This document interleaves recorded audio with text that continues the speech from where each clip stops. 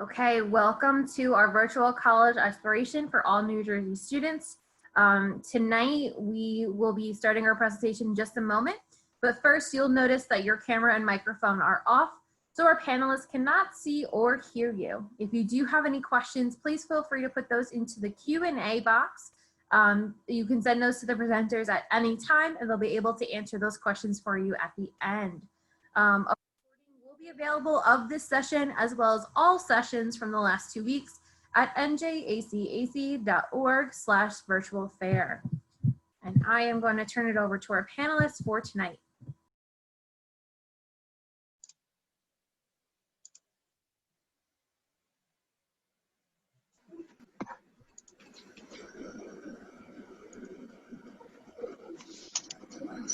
Hello, everyone. My name is Daniel Linden. I'm the Director of Student Support Services at the SALT Center here at the University of Arizona.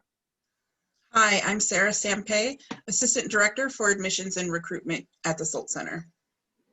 So first of all, we want to welcome you, and again, thank you for joining us. We again are the SALT Center. We are an academic support service for students with mild to moderate learning challenges here at the U of A.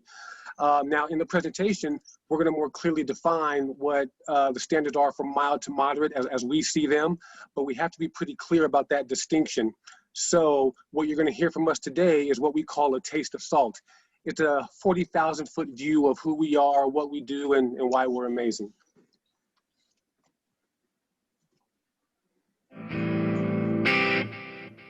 I grew up in a Wildcat household. Both my parents went to the University of Arizona, and it was obvious how much they loved the U of A. And I finally understood why when I went there myself. Before college, I struggled with ADD, dyslexia, visual and auditory perception impairments. And despite all of that, I knew I was still a really smart kid that could compete everywhere in life, just not in the classroom. But the U of A's SALT Center, they helped me change all of that. The SALT Center is the nation's leading academic support program for college students that learn differently. Living up to their name, SALT taught me how to leverage my own strategic, alternative learning techniques.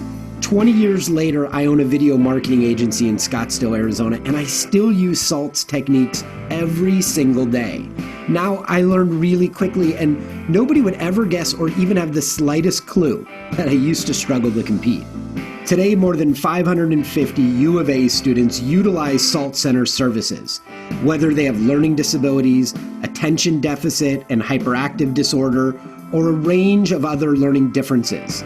The SALT Center is there to help them fulfill their dreams of earning a college degree.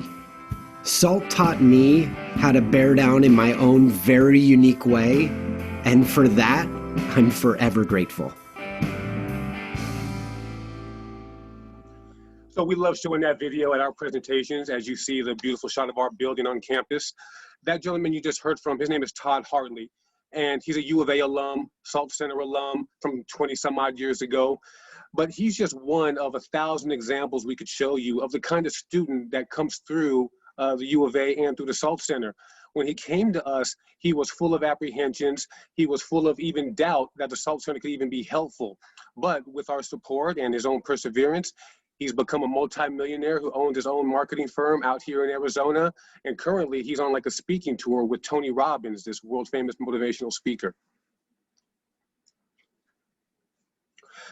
So with that, we want to share a few highlights about the SALT Center.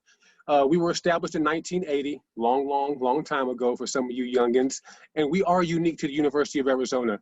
There are no other SALT Centers out there in the world. There are other organizations and smaller colleges and institutions that really do try and replicate what we do, but nothing to our scale. And we often get phone calls from those same institutions really wanting to know how we accomplish this at such a grand scale. We just kind of ignore those phone calls. But with that, we are strictly academic support. We're not a school within a school. So when you attend the University of Arizona, you're taking Research 1 courses with every other student on campus. The SALT Center and the SALT building is just your home away from home, okay? Currently, there's about 35 or so full-time professionals who work for our organization, and their lives are dedicated to helping the students with learning challenges here on campus. These aren't individuals that spend half their day in a classroom teaching and come in the afternoon. No, this is what they do as a livelihood. We service about 650 to 700 students every semester. Okay, again, that's the size of some small colleges serving that same population of students. Now, we will have thrown out this very, very impactful statistic that historically, 85% of our students remain in what's called good academic standing at the U of A, which is earning a 2.0 or above. So again, we love throwing that out there because it shows the impact of the SALT Center and the perseverance of our students. But we also have to throw out the disclaimer that SALT by no stretch is a guarantee for success. However, when you use it the right way, it's a pretty good leg up. So when the day comes that you tell us, Daniel, Sarah, you guys are amazing, we love the SALT Center, we love the U of A, we're coming, we're gonna ask you for an initial 2-semester commitment. That's usually your first fall and your first spring. And every semester after that, when you work with your support specialist, you're gonna be asked the question on whether or not you wanna come back for more semesters. Totally on you. But as you may have read or heard about us, we are an additional fee for service here on campus. We gotta pay our own bills. We don't get any federal funding, any state funding. Everything you're gonna hear us talk about today, everything you see on our website, when you come visit campus, everything you see in person is all the product of fees and amazing donors who have come through our building. So with that, there are 3 pillars of support that more or less make us who we are. And we love to brag about those service components. So our first service component is our student support specialists. Our student support specialists carry a very unique role, especially on campus. Their role is to serve as the student's go-to person. So the specialist spends their time building relationships with that student so that they have someone that they can depend on and trust. We have 15 support specialists that carry rosters of about 50 students each. And they all have varying academic backgrounds. So we are able to assist students in lots of different ways. Each student is guaranteed a 30-minute per week time with their specialist. And it's the same person in the same office, or now the same Zoom room, but they get that every single week. And as I said, they build relationships, but they can help with lots of different things, from the transition from high school to college, to strategies like organization and time management. And then we also refer to the other SALT Center resources that I'll talk about in just a second, as well as other university resources. We are an academic support program, so if what the student needs is within that, then we can help them. But sometimes they'll have to go and meet with other people on campus. For example, their professor for office hours or an academic advisor to see which classes they should be taking. But we can help them to get to the right and appropriate person. And throughout all of this, the support specialist really helps the student with their own self-advocacy. One of the big things that students should start preparing is, if you have learning and attention challenges and you intend to go to the university, being able to say how you best learn and what your learning challenges are. That will help tremendously with your ability to self-advocate, because once you're in college, you're the one that's in charge. Whether you feel like an adult or not, you are considered one. So self-advocacy becomes extremely critical. But students' engagement in the program is super important. The best way for students to be successful is if they engage with all of our services.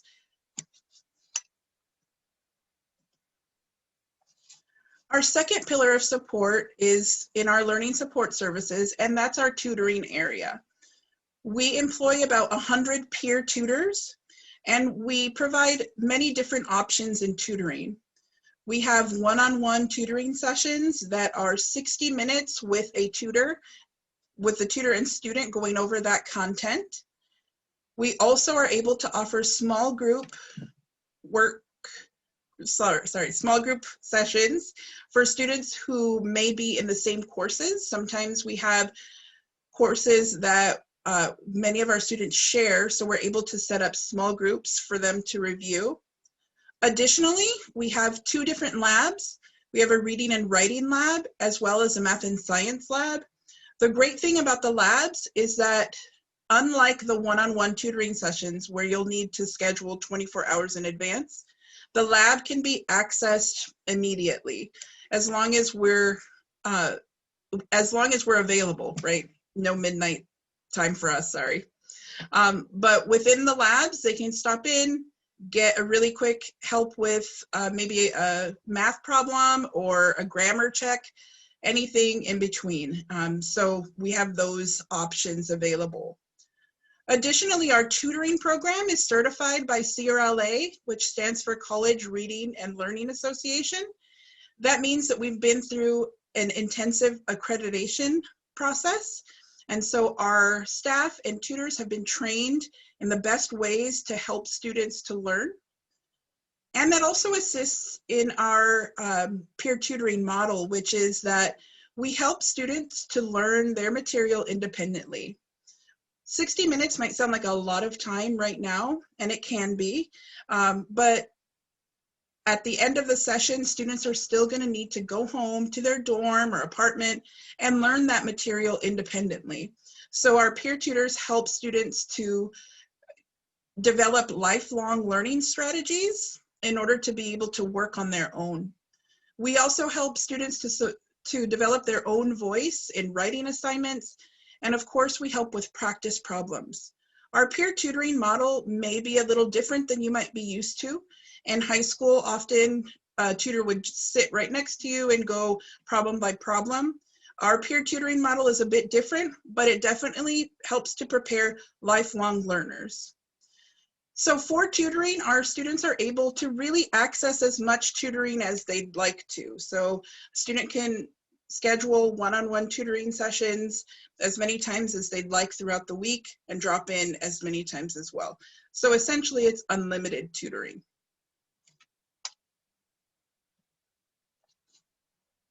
Our third pillar of support is our educational technology support.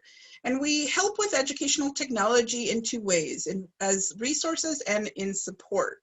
So our building is a 3-story building that is dedicated to our SALT Center students, so it's ours.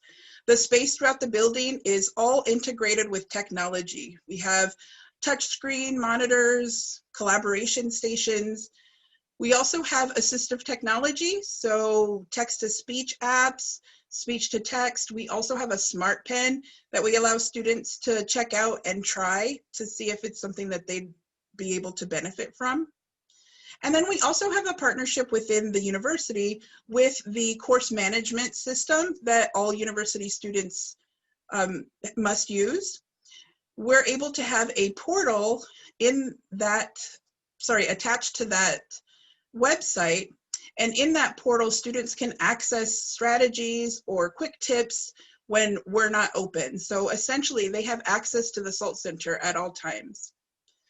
And then in support, when students transition from high school to college, it could be a little challenging with all of the different technology that is necessary for college. So there's lots of different websites and just things that students need to know.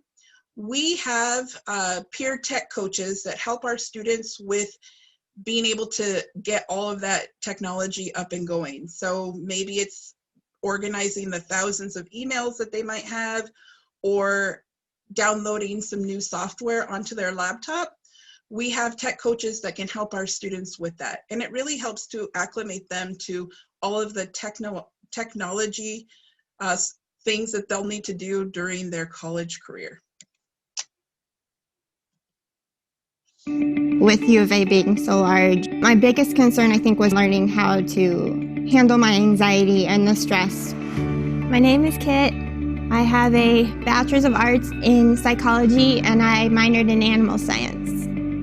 I was concerned about the SALT Center being able to help me. I had a lot of doubts that it wasn't going to work. The SALT Center stands for Strategic Alternative Learning Techniques, and we've been here for over 30 years. The SALT Center is for students who learn differently, students with learning and attention challenges. It's a big step coming from high school to the college environment, and many students who were successful in high school may not be as successful in college if they aren't applying some strategies in a different way. And the SALT Center can really be helpful in that capacity because we work with students where they're at and we get to know them and we help them along the journey. Jennifer, she's awesome. She really helped me get through my 3 years here. She helped me realize my full potential. She was a smiling face in a sea of craziness. There's wonderful resources for academic support. There's also the meetings with the learning specialists, tutoring. The tutoring here was very, very helpful that I would not have received if it weren't offered here. Some of the skills that I've learned through the SALT Center that I've taken over to the Therapeutic Writing Center is the communication skills. Delegating and being able to multitask and be open and available if there's something else that they need. If it wasn't for the SALT Center, I don't think I would have found my purpose and calling as to what I want to do with the rest of my life. My overall goal is to do some sort of animal-assisted therapy. My service dog, his name is Angus. He's a psychiatric service dog. It took me about 3 years to train him, and I trained him here in Tucson through a program called Handy Dogs. I wanted to go to college, and I've had a lot of people tell me that I can't, and so this was my I can. If SALT wasn't an option for me, I would have graduated, but it would not have been with as much success. And just helping people, I want to give back.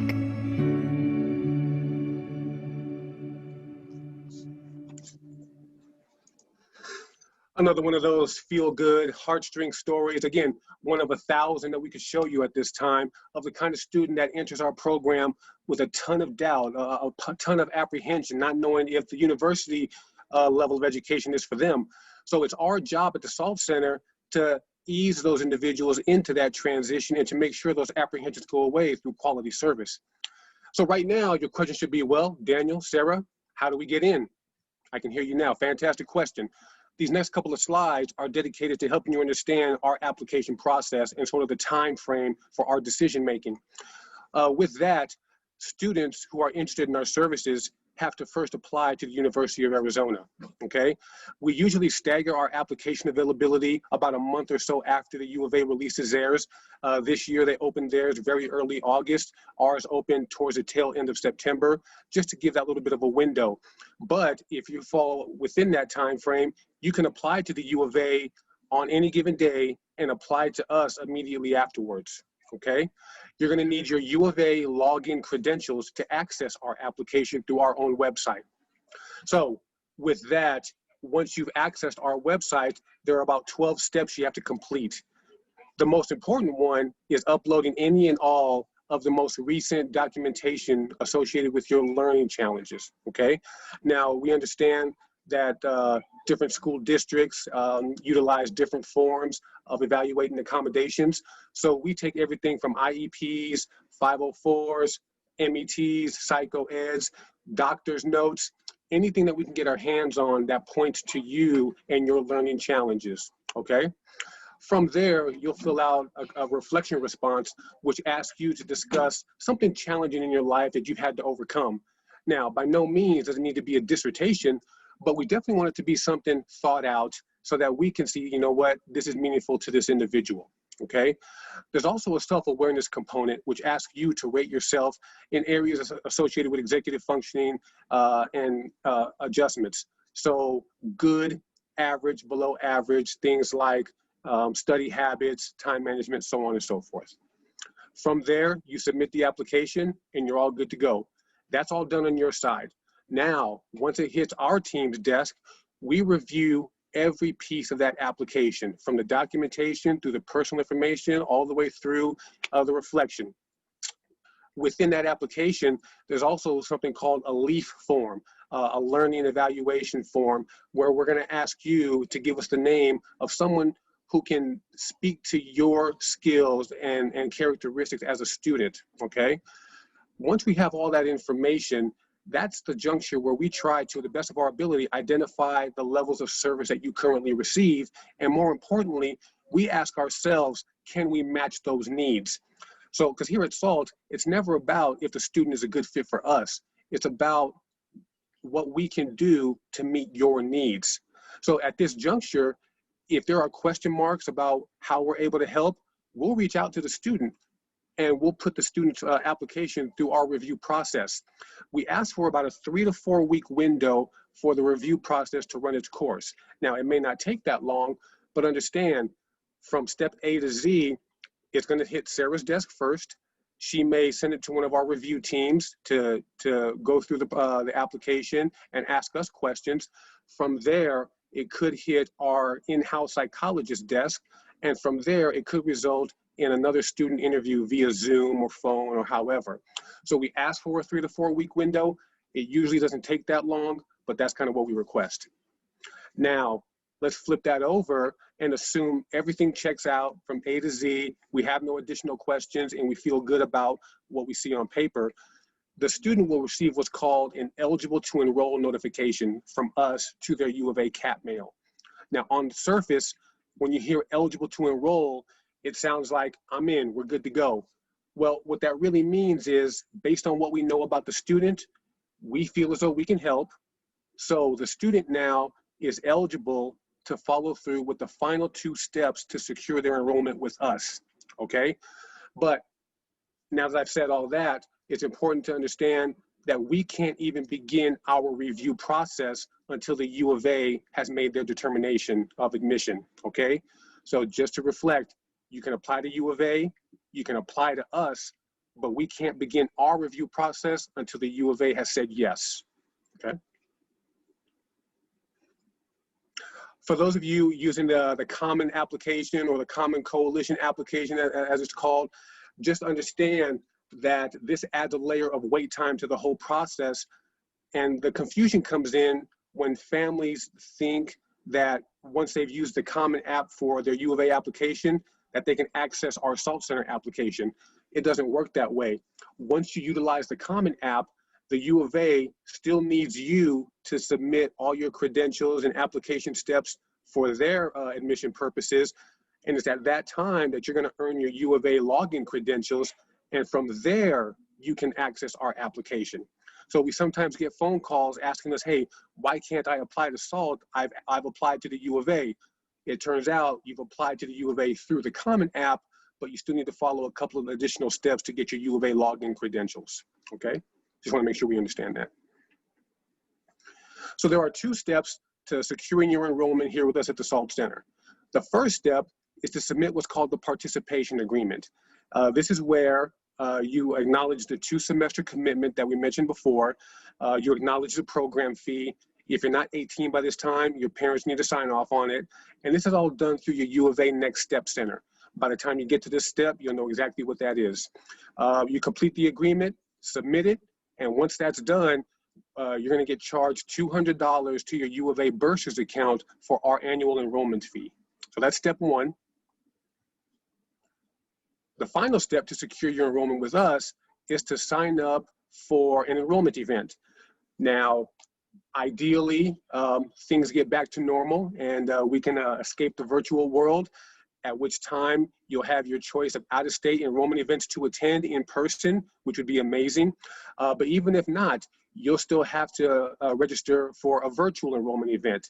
This is a very critical step. It's very important and mandatory because whether it's virtual or in person, we can't assign you to a support specialist until you've completed this step, okay?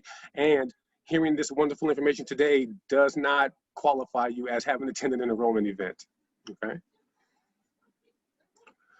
So we have thrown quite a bit at you. Please, if you have any questions, feel free to ask.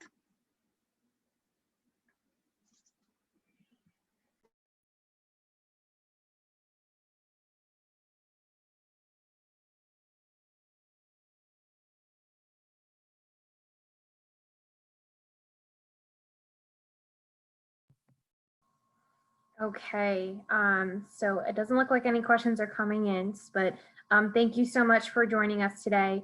Did you have any other slides to go over? Okay, great.